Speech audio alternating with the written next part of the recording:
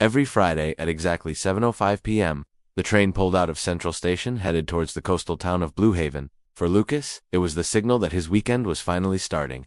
Time to leave behind the suffocating grip of his corporate job and watch the city lights melt into the darkness outside the train window. For Marina, it was her pause, her moment to breathe after a week of tirelessly caring for patients as a nurse. They didn't know each other, not a soul, yet they always boarded the same train, the same carriage, sometimes even sitting opposite one another. Their eyes would meet, lock, and then quickly look away, each wondering about the other, wondering if the universe had some grand design in orchestrating their weekly rendezvous. Then one rainy Friday, the train lurched to a sudden stop.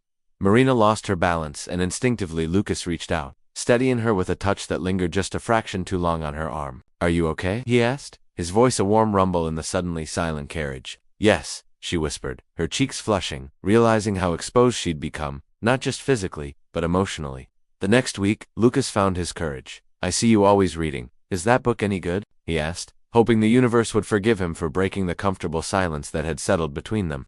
Marina smiled, her lips curving upwards in a way that made his heart skip a beat. "It's my favorite. I could lend it to you when I'm done." And with that simple exchange, the walls around their hearts began to crumble. Week after week, their conversations deepened. They discovered a shared love for the ocean, a mutual understanding of their quiet dreams, and the unspoken lonesomeness of two people who felt complete in each other's presence. Marina told him about her weekend visits to Blue Haven to see her mother.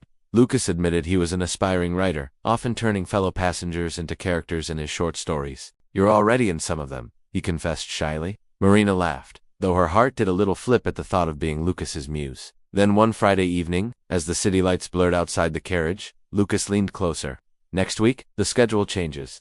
This might be the last time we're on this train together at this hour. Would you, maybe, like to get off with me tonight in Blue Haven? We could grab a coffee by the shore." He couldn't believe he'd actually said it. Marina hesitated, surprised by the boldness of the question, yet a part of her had been waiting for this moment. "I'd like that," she whispered, her eyes shining with unshaded tears.